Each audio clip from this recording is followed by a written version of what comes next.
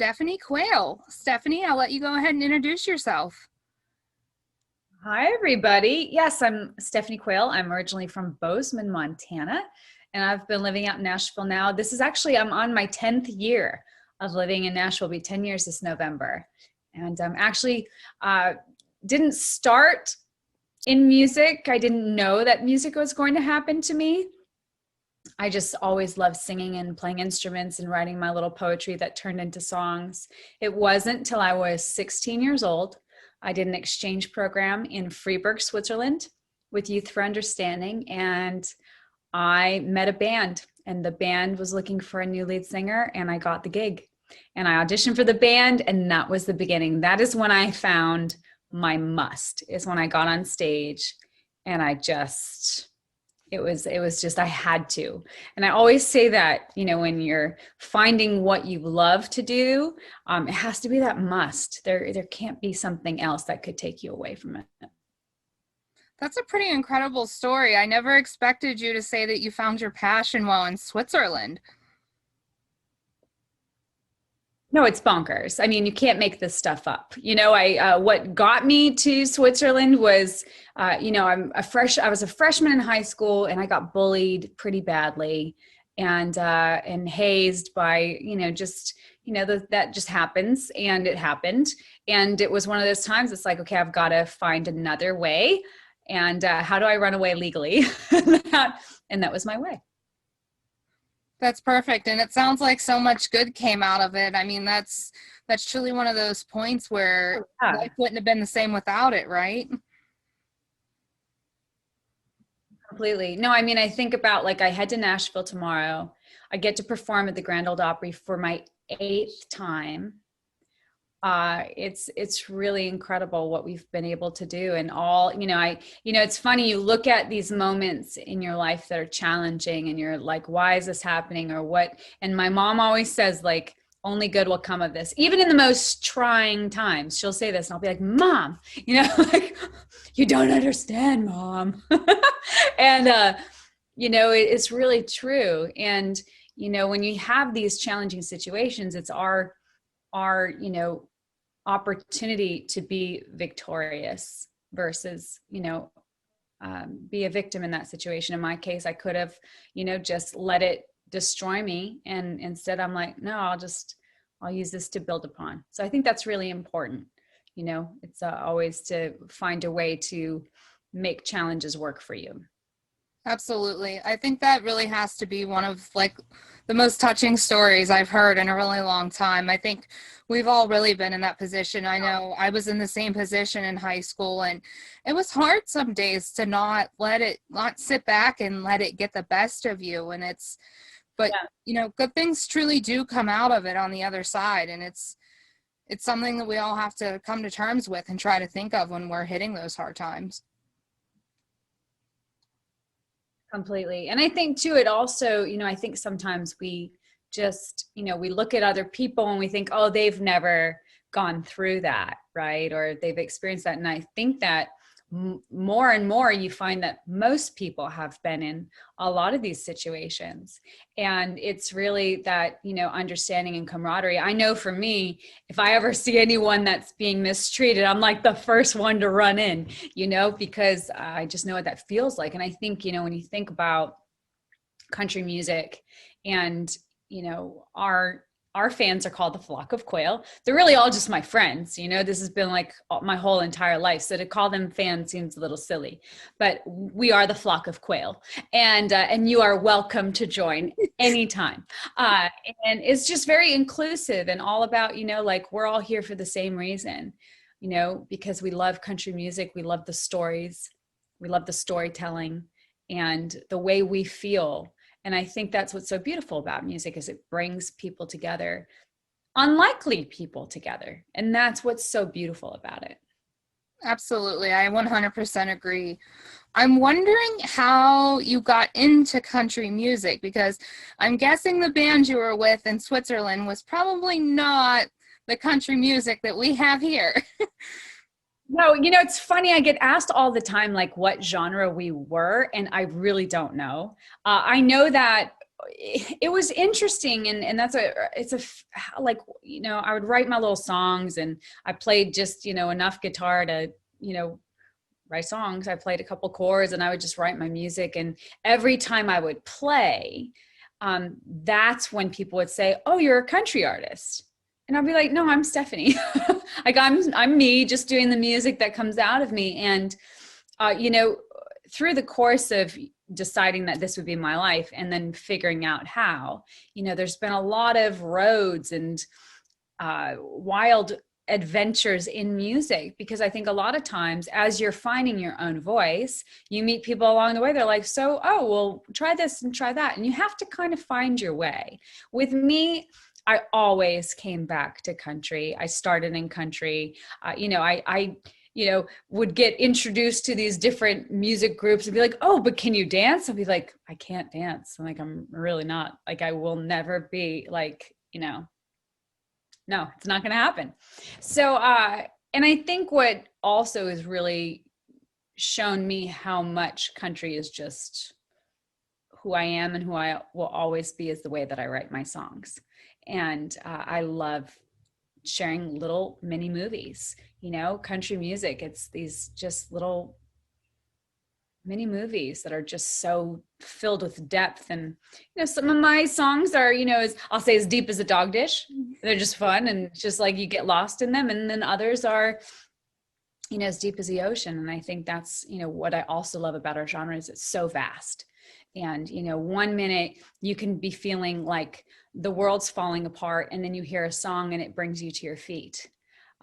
It can be a super sad song when it's just a wild relationship between, us and our love of country music, as both a fan and an artist. As I don't know, it's country music. Absolutely. I always love to have that discussion with people. And, a lot of people, especially at like my college and stuff, they don't always listen to country music, and they kind of ask, Right. why country? What is country? And I always come back to that. Country's the truth. Like it's relatable, and it's the truth. And everybody laughs because everyone thinks it's so cheesy, but it's true. Well, I think it's not only true, but also it's what you're living, it's what you're going through. It's very conversational, most country songs, you could have that conversation, and there's a simplicity that comes across through country music that I think sometimes people don't realize the complexity and the layers and layers. And I remember one of my favorite writes with one of my dear friends. He said, "You got to live it to write it, and write it to live it." And that's the truth. And you're right. It is the truth. And I think that's why people gravitate toward it. And I think sometimes, the typecasting of whatever, be it country music or this, that, or the other. And people like to put things in boxes because it makes them feel like they can, okay, well, this is a that. So that we can put that over here. And, it's just when you dive into it, there's layers that are very unexpected. Absolutely. You mentioned songwriting. Can you tell us a little bit more about what that process looks like for you? Well, songwriting, for those that are listening and watching, I didn't know that it was a business. When I first was coming into town and growing up in it, I just thought that all the artists wrote their music. And there's a whole business of songwriting in all genres, but specifically country. And I fell in love with the craft after I, was just writing songs and trying things and just speaking my truth through my music. And songwriting is divine magic. There's no other way to make it make sense, because one moment you have nothing, and however long it takes later, you have this work of art that is going to change hearts and minds, hopefully in a positive way. And, you can try to figure that out for sure. I mean, there's, of course, there's a craft to it, but just the fact that that is possible is really amazing. Yeah, I love hearing artist input on their songwriting process because it's just so interesting to hear how different people encounter these things and kind of come up with their own story and their way of telling their story. Yeah. Yeah. I mean, I'm an eavesdropper. I'm always listening to what people are saying, because there'll be like something that someone will say and it's like, how can we like turn a phrase, like how can we turn that into something? And there was recently, I was on the phone with one of my girlfriends, and she was going through a breakup, and just some of the things that she said in that moment, not only did I relate to, I'm in an incredible marriage, I'm very happy, I'm all in the love, that doesn't mean I haven't had my heart broken. And when she said what she said, it touched me in a way that I immediately, which while you're driving, you have to be very careful, but I use voice memo a lot, especially because I can't type and drive. That's very dangerous. So I just immediately put it in my phone and did a voice memo. And then we recently, I collaborated with a couple of my writer friends on that. And it's a meaty, heavy song that is up tempo. And that's what I love, like how many Shania songs where you're like bopping your head and they're like, oh, wait, what did she just say? And like, oh, that's what's going on. And that's the beauty of our genre. But I love writing music. I don't know why, but every single time it surprises me. And I've been doing it for such a long time. And I think that's what's so beautiful about it. It is ever surprising. You mentioned the up-tempo music, but with the deeper lyrics. And I have to say, I think sometimes those are like my favorite breakup songs, because in a way they actually get you through it quicker because you can process, but also move on at the same time. Absolutely. There's a song that I wrote. It wasn't an up-tempo, but I wrote it. And this was during a heartbreak years ago. And I wrote that song and I never wanted to play it live.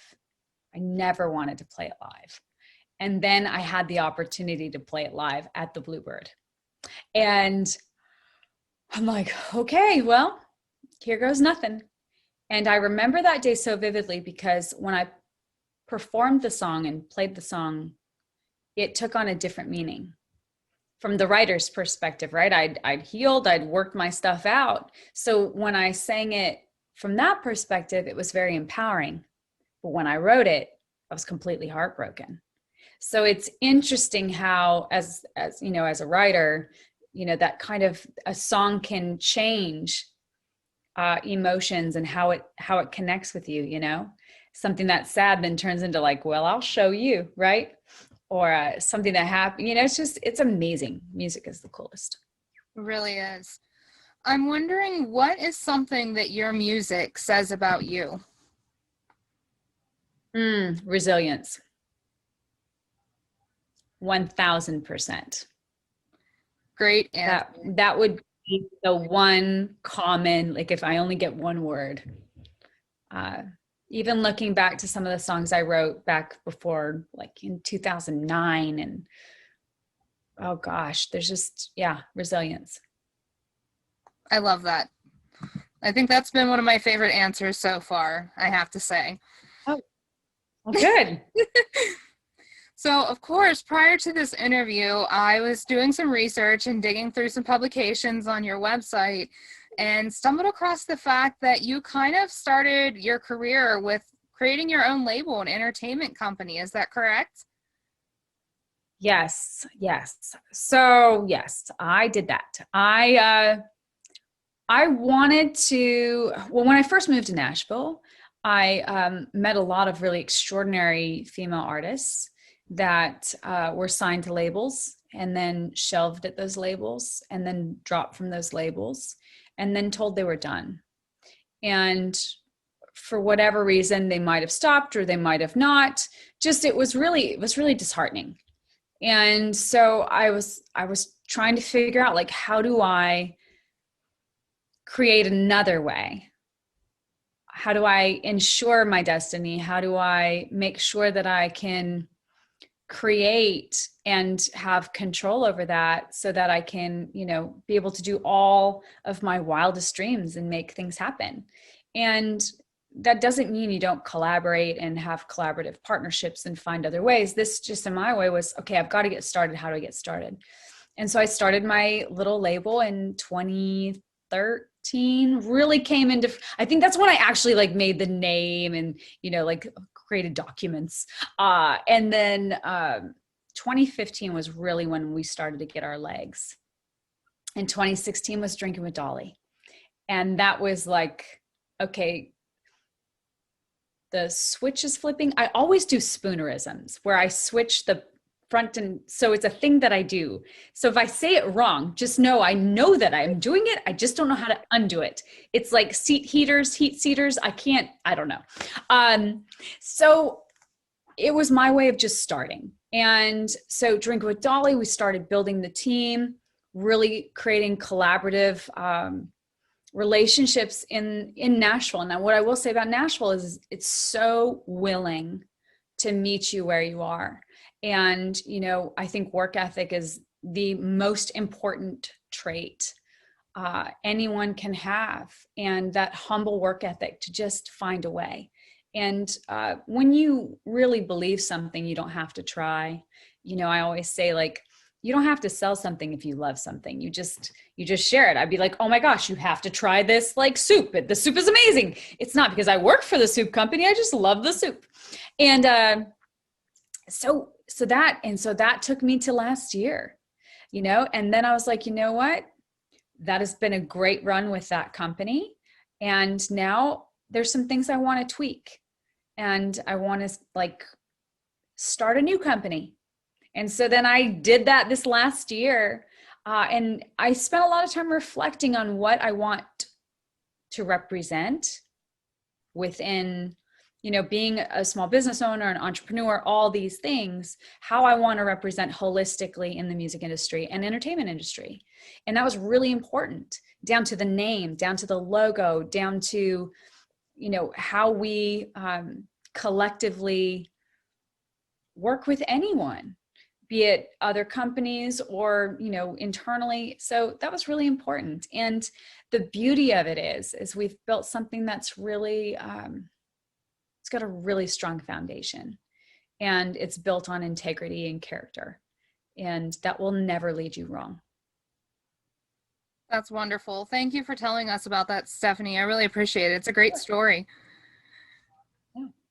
You mentioned that you found some inspiration by talking with other female artists, and I'm wondering what it's like being a female in country music, because I know sometimes it's hard.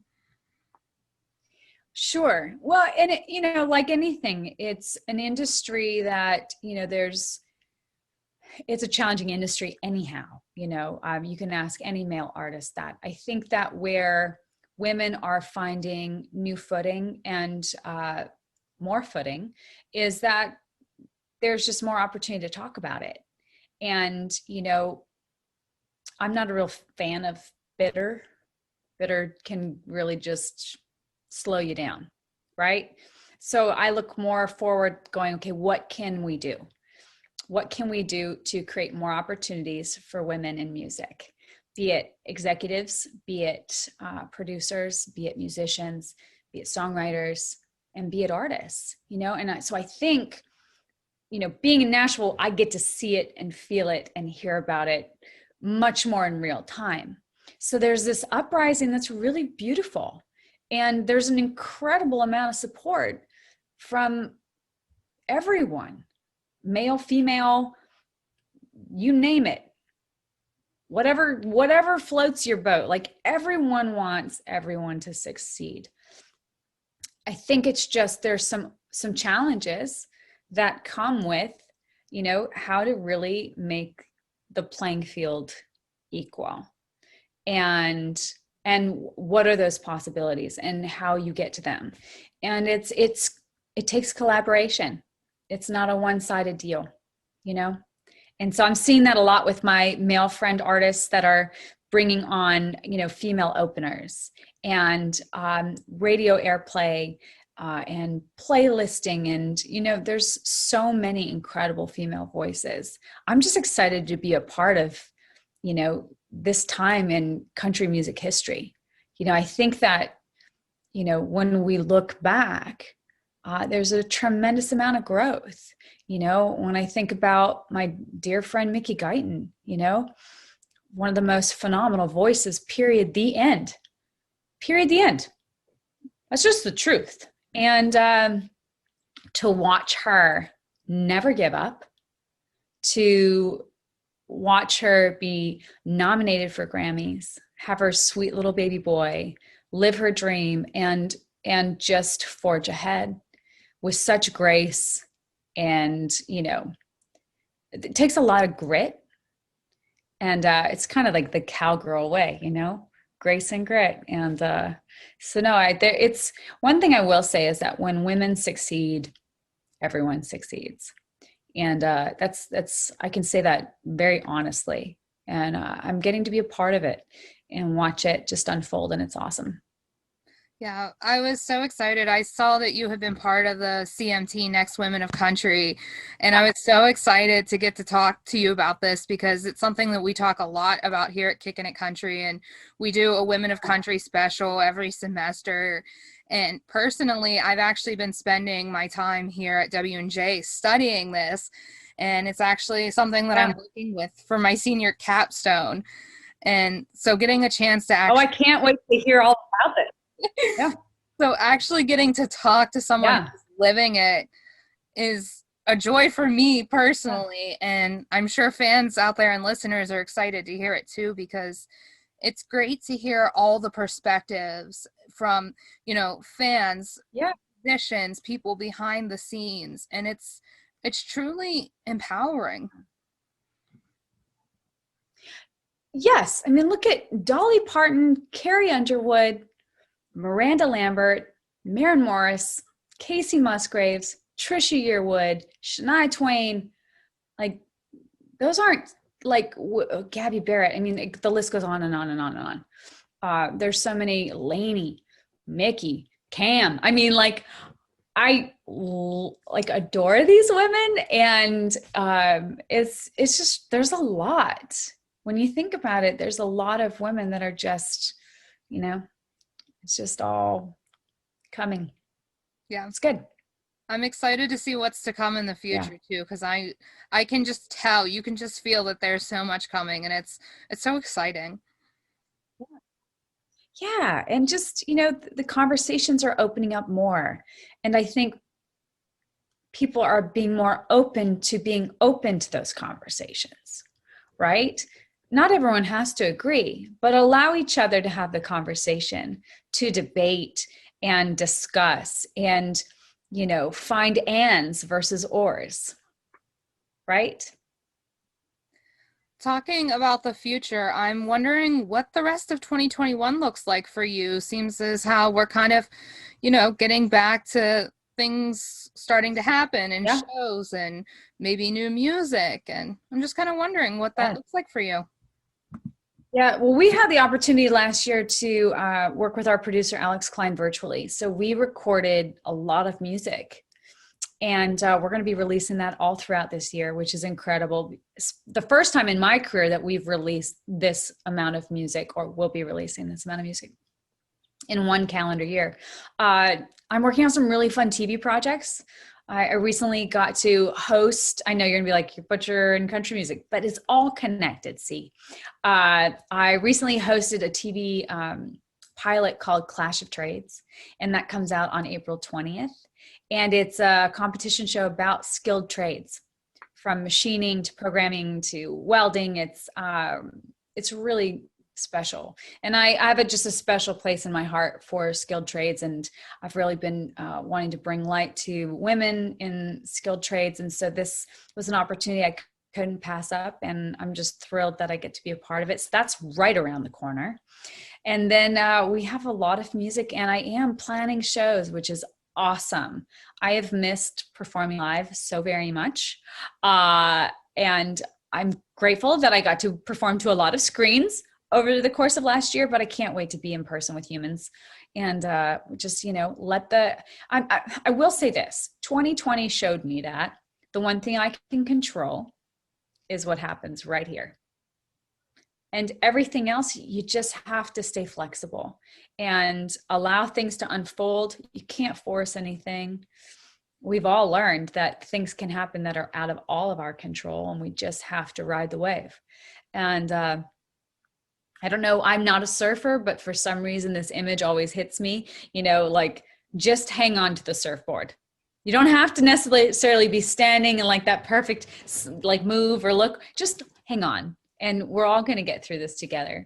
But I'm just looking forward to all the things and being even more present and even more mindful of, all the things that I might have taken for granted prior, like being able to just go out to dinner whenever you want to, or so much live music, living in Nashville and being in the business, it's like, I haven't seen, live music. And the last time I saw live music was at the Whiskey Jam when I played there a couple Mondays ago. And I realized how fulfilling that is too, even as a fan, an artist, like we all need it. It's so important for us. So hopefully lots and lots and lots and lots and lots of music. And then sometimes you'll see me on TV. Okay. We're looking forward to that. And if you decide to hit the road later this year, please remember the Pittsburgh area, because we would love to have you. I love the Yinzas. I'll be there. So you mentioned earlier in the show, the Grand Ole Opry. And of course, I cannot go through this interview without asking what the experience has been like. And you've been there numerous times. What's it like to play on the Opry stage? There's nothing like it. There is no greater stage in country music. It feels like stepping into history in the making, which is really, I don't know if that makes sense, but everything is filled with so many memories and so much history of our genre. And then you're a part of that in the moment of stepping into that circle and getting to perform. And, the first time when I debuted, I was like, okay, I've earned my spot. Now I have to make better music. I have to do greater music. I have to come back. I have to come back. Hopefully they'll have me back. Right. And just really wanting to honor that stage and represent it with my whole heart and be able to just, sharing those memories and moments. And, I debuted and Garth Brooks is there, Jeannie Seeley. It's just bananas, it's just beautiful and incredible and leaves you speechless every time. Like, I know what's going to happen Friday, and I know when I know when the nerves hit and all those things. And yet it's like the first time all over again, even though it'll be our 8th performance, which is really, it just blows my mind. The whole thing blows my mind. It's definitely an incredible place. I know right after I turned 16, so that's a while ago. I'm a senior in college, but my parents had taken me to Nashville for my birthday, and we did the Opry tour. And of course, with the tour, there wasn't many people there, and they let you go up on stage. And as soon as my feet hit that circle, I just started sobbing. Yeah. Because there's nothing. It's a lot. There's nothing like it. It's so powerful, and maybe it's a crazy thought, but standing there for me, I could feel the presence of everyone who's ever been there. And it was incredible. Oh, completely. Yeah. It's unlike anything I've ever experienced. And it's really hard to describe unless you felt it. It's a big deal. Well, Stephanie, hopefully one day we see you getting inducted. I could see that into your future. That would be amazing. That would be amazing. All right, Stephanie, I have 2 more. Just hearing you say that makes me want to cry. Because it's so special. And that would just be amazing. Absolutely. So thank you for saying. Of course. I always watch the videos every year because, they post them on social media of when the new inductees get asked. And I cry at Yeah. everyone. And my friends will be like, why are you crying now? And it's like, the Opry. They don't understand. Well, and you know what a big deal it is. You know that there's no greater like invitation in the world when it comes to country music. All right, Stephanie, I have two more questions for you today. The first one is, what's the best piece of advice someone has given you? You have time. It's a tough one to wrap your brain around, but it is true. We have so much more time than we think we do. It's just how we utilize it. Yeah, it is a hard thing to wrap your head around. I know for me, people are always like saying, life is short, and it kind of puts you in that panic mode. At least for me, it does, but it is true. Key to having time is being right here where we are together and not thinking about tonight, not thinking about tomorrow, not thinking about what we have to do. It's just being able to be right here, right now. And then you go to the next thing when you go to the next thing. I've learned that I was always in fast forward. I was always in the future. I was always ahead. And I was always running out of time. And it wasn't until I stopped doing that and realized that I have all the time I need and I'm right on time and I'm going to be present right here with you right now, that my time has just expanded, and it's incredible. I have to say, as a college senior in her last semester, I appreciate that advice, because right before this interview, I was freaking out about all of my deadlines. So that even helps with my academics. Well, can I just say, I'm so proud of you and congratulations. So you're graduating. When do you graduate? So our commencement is May 23rd. Okay. That's so exciting. It's a huge accomplishment. And you might change your mind 50,000 times. And guess what? It's your mind to change. The best advice I can give you is find something that never feels like work. And when you're going to bed at night, you're like, you can't wait to get up to start it again in the morning. I'm pretty confident in the direction I'm heading, because in the fall I'm heading to graduate school for music industry. So I'm pretty confident and pretty set on that. Oh, come on. Love it. All right. Awesome. Last question, and this is one we ask all of our artists here at Kickin' It Country, and sometimes it's their toughest one to answer. But if you could be any song, what song would you be and why? Ooh, man, that is a good, I've never been asked that question before. So fantastic job. Man, one song. Probably My Home's in Montana. It's like a little, I don't even know where this song came from, but it's just me and a song. Being from Montana, it would make sense too. Just carrying the title makes sense. Yeah. All right, Stephanie, before we head out, I want to give you a chance to tell listeners where they can find your music and follow you on social media. Well, I'm viral on TikTok. I'm just kidding, not yet. I am on Instagram, Facebook, YouTube, all the places as my name, Stephanie Quayle. And then website is stephaniequayle.com. Now, to sign up for the Flock of Quayle, to be part of our little fun family, we have a group on Facebook. And then also I have, you can text me, 615-205-3392. You can really just text me. I text back all the time. And I'm just thrilled to be here. And, everyone go easy on themselves, but keep kicking tail. All right, Stephanie, thank you so much for joining us today.